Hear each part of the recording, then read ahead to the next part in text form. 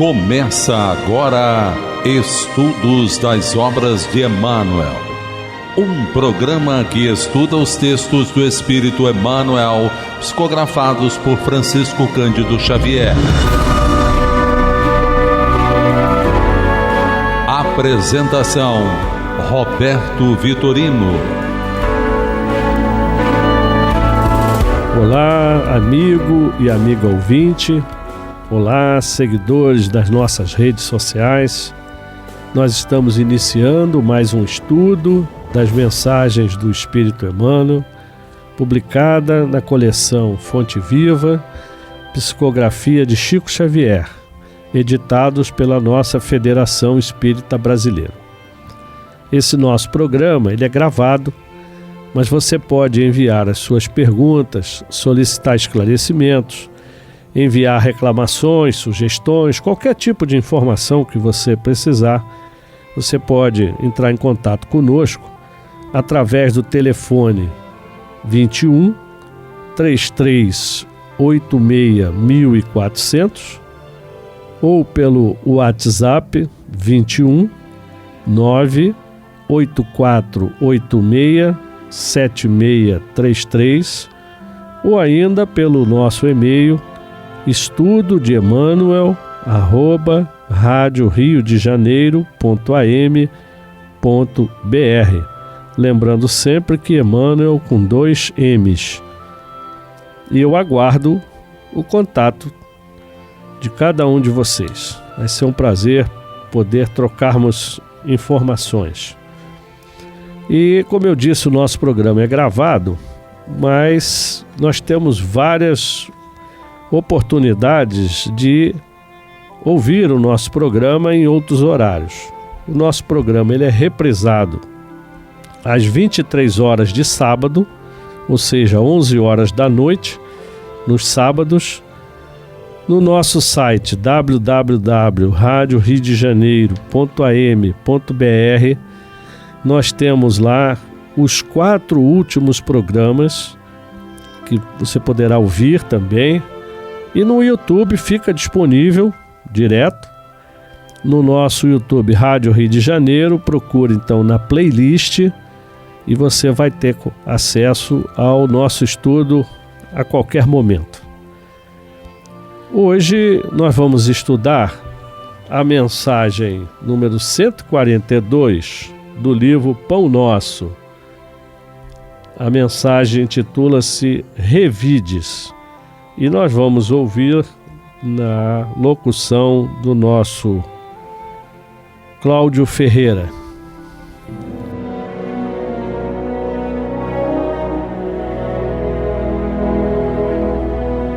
Revides. Na verdade, é já realmente uma falta entre vós terdes demandas uns contra os outros. Por que não sofreis antes a injustiça? Por que não sofreis antes o dano? Paulo, primeira carta aos Coríntios, capítulo 6, versículo 7. Nem sempre as demandas permanecem nos tribunais judiciários, no terreno escandaloso dos processos públicos. Expressam-se em muito maior escala no centro dos lares e das instituições.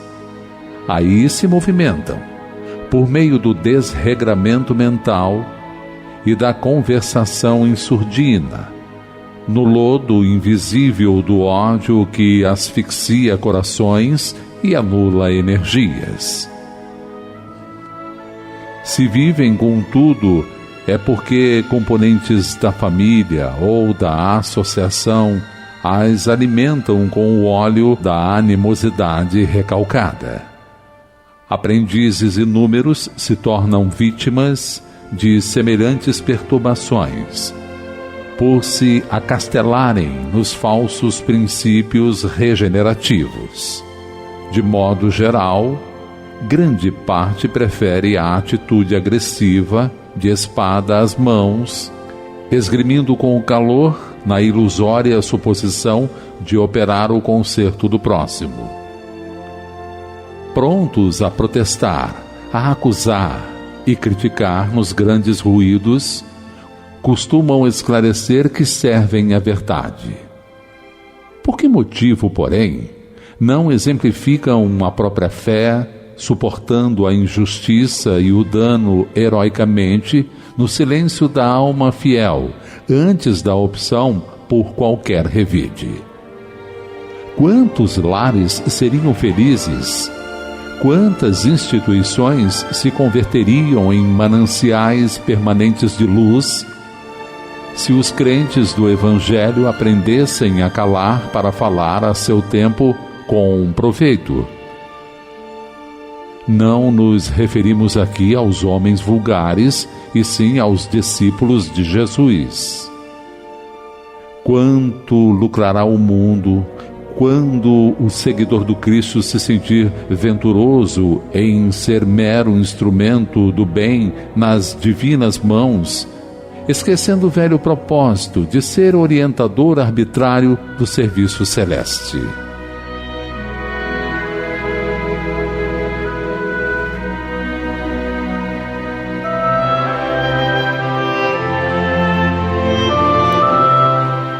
Então, como nós vimos, nessa página Revides, Emmanuel vai buscar a primeira carta aos Coríntios, no capítulo 6, no versículo 7.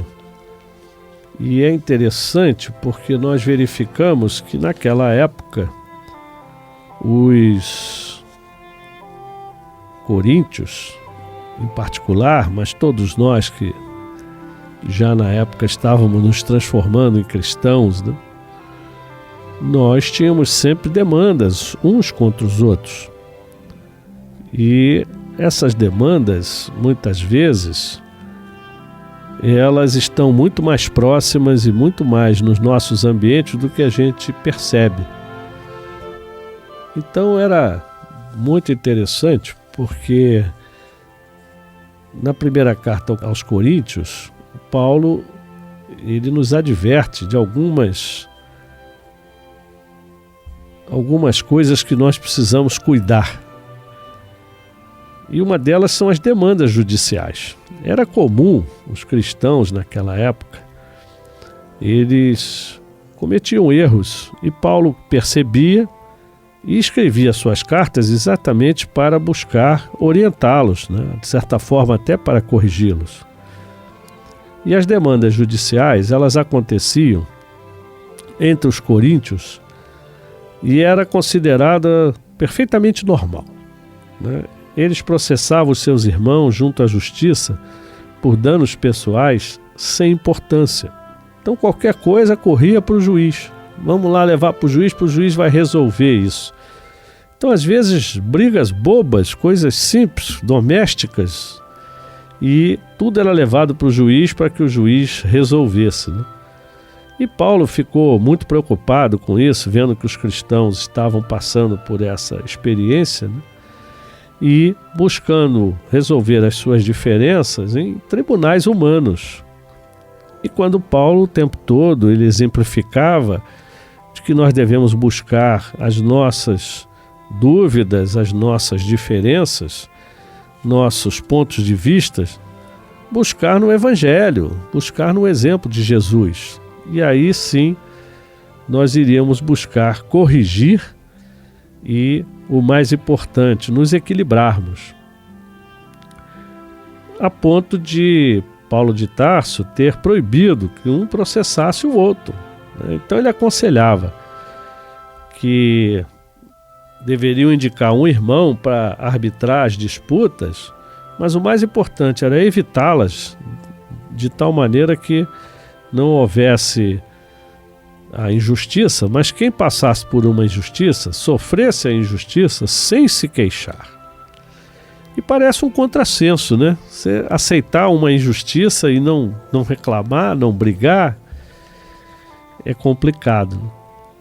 Mas aí o Paulo registra na carta: se algum de vocês tem queixa contra outro irmão, como ousa apresentar a causa para ser julgada pelos ímpios, quer dizer, aqueles não cristãos? Então você leva um problema de cristãos para uma pessoa de fora E ele complementa, em vez de levá-la aos santos. Quem são os santos na visão de Paulo?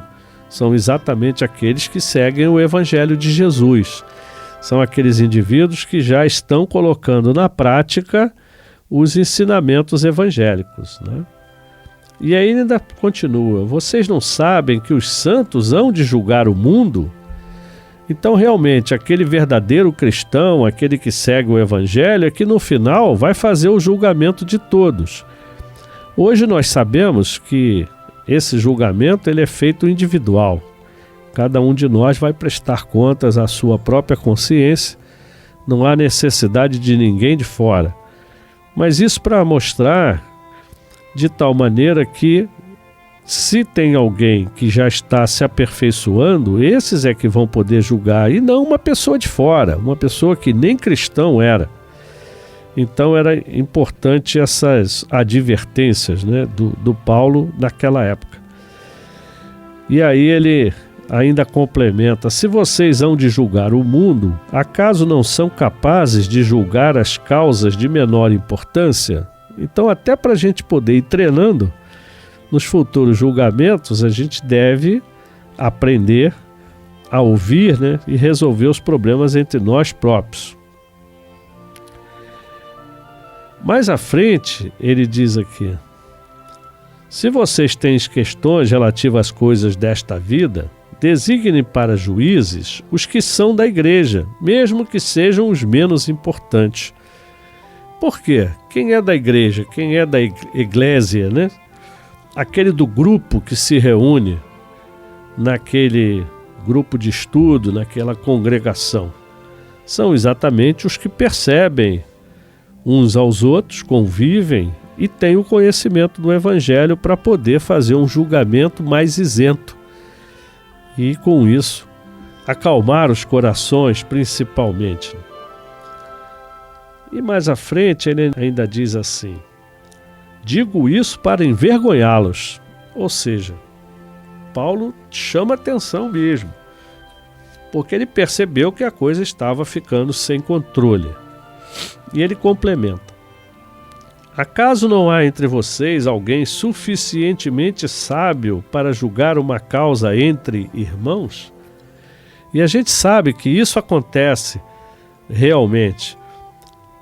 Em qualquer congregação, em qualquer grupo, centro espírita, qualquer instituição, tem sempre alguém mais idoso, geralmente, mais experiente.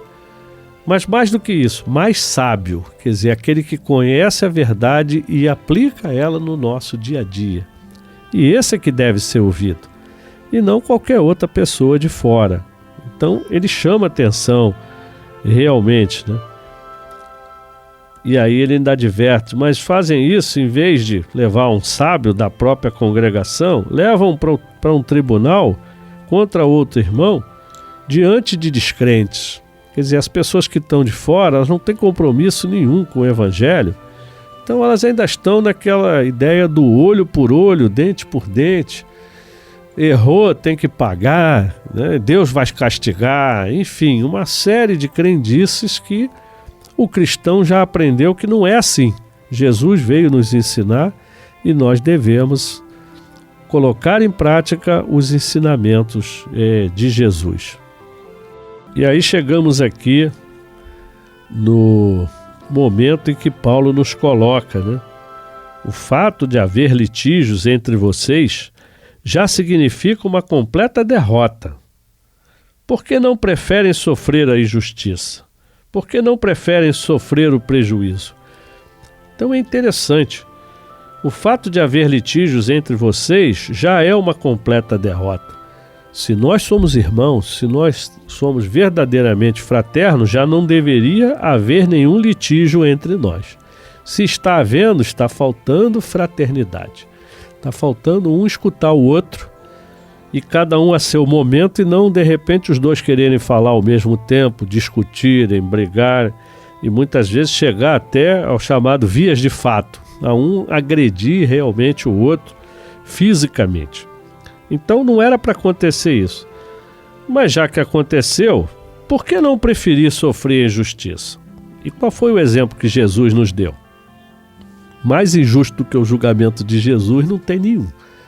Então ele não tinha culpa de nada, foi acusado de tudo que ele não fez, né? Uma verdadeira farsa jurídica, mas foi condenado. E ele não reclamou de nada. E aceitou perfeitamente a sua cruz, exatamente para nos dar o exemplo de que mesmo no prejuízo aparente, nós devemos aceitar. E o Paulo aos Coríntios, ele ainda continua, né? Em vez disso, vocês mesmos causam injustiças e prejuízos, e isso contra irmãos. Então o irmão não pode prejudicar outro irmão. E isso nós sabemos. Agora, a gente sabe que na prática, quantas vezes a gente falha, né? E aí Paulo ainda complementa: vocês não sabem que os perversos não herdarão o reino de Deus? Não se deixem enganar.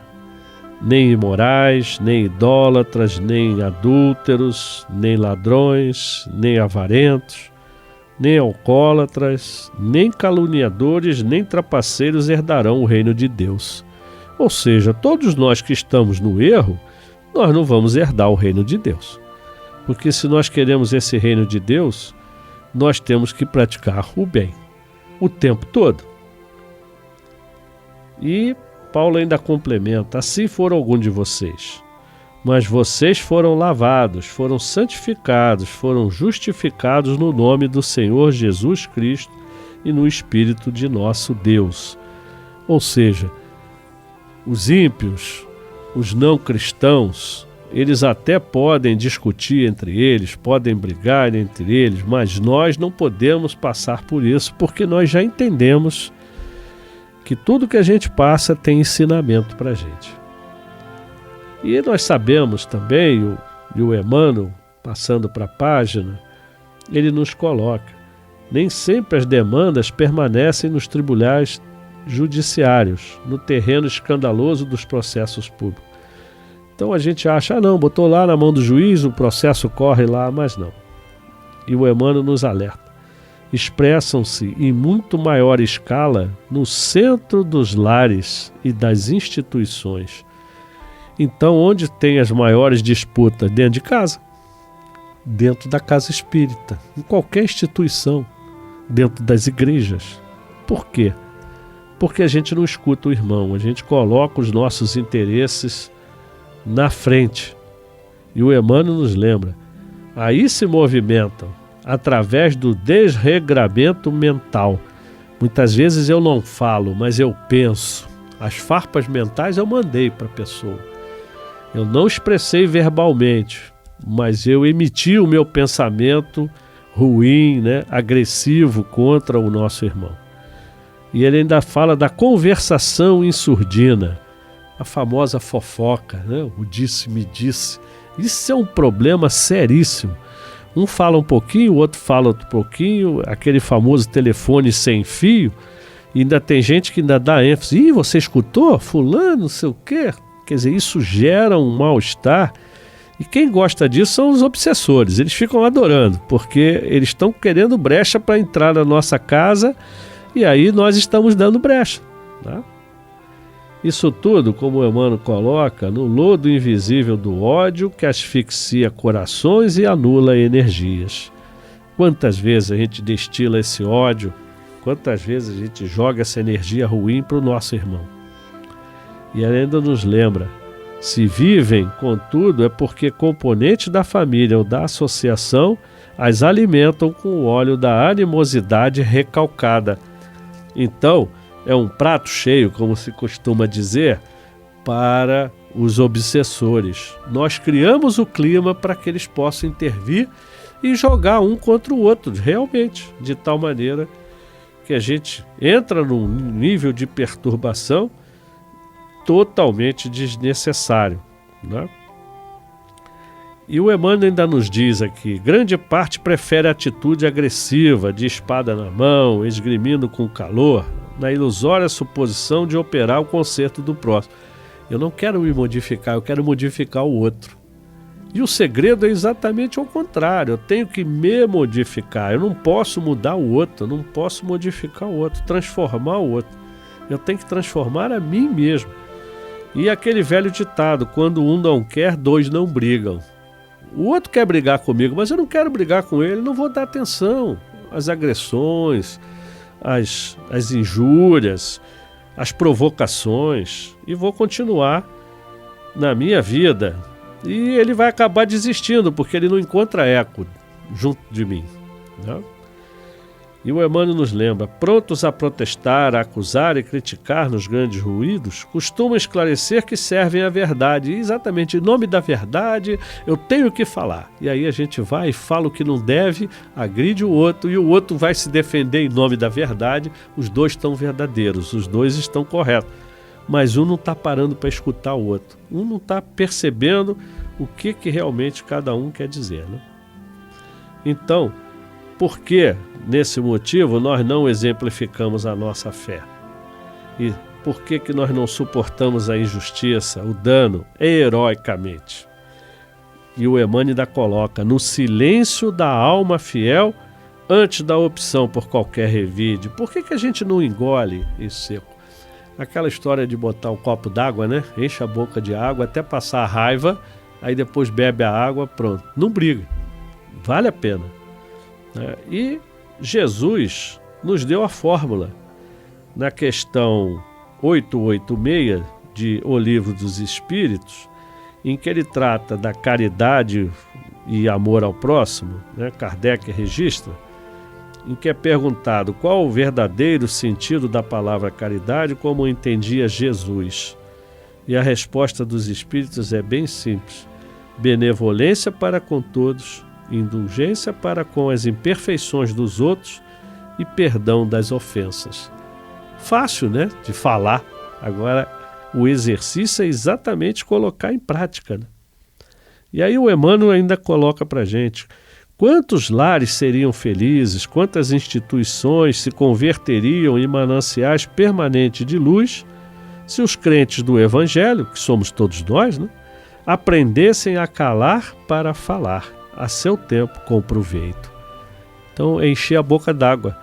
Cala, escuta, acalma, para depois responder.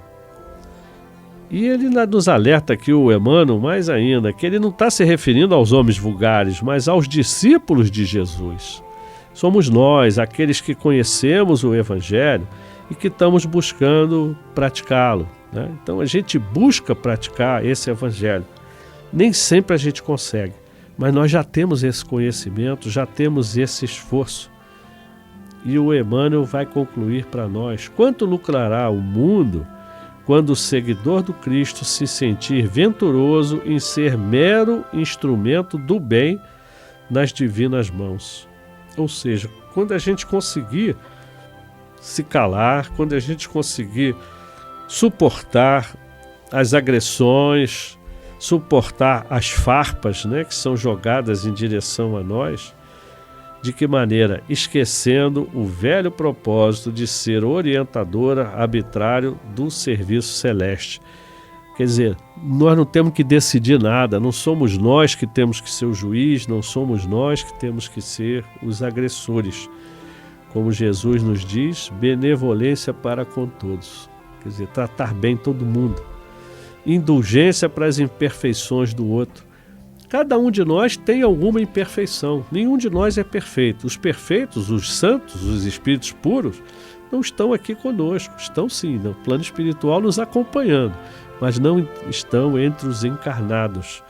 Então nós temos que conviver com indulgência e perdoar as ofensas. Jesus, na hora que estava na cruz, ele ora a Deus e diz: Pai, perdoai-os, eles não sabem o que fazem.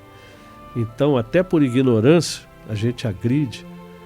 Muitas vezes, sem perceber, a gente está agredindo as pessoas. E a gente tem que aprender a controlar esse ímpeto, porque realmente nós estamos aqui para sermos discípulos de Jesus, para sermos irmãos, nos entendermos e caminharmos juntos na direção do Pai. Essa é a mensagem de hoje. Meus irmãos, muita paz. A Rádio Rio de Janeiro apresentou Estudo das Obras de Emmanuel, um programa que estuda os textos do Espírito Emmanuel, psicografados por Francisco Cândido Xavier.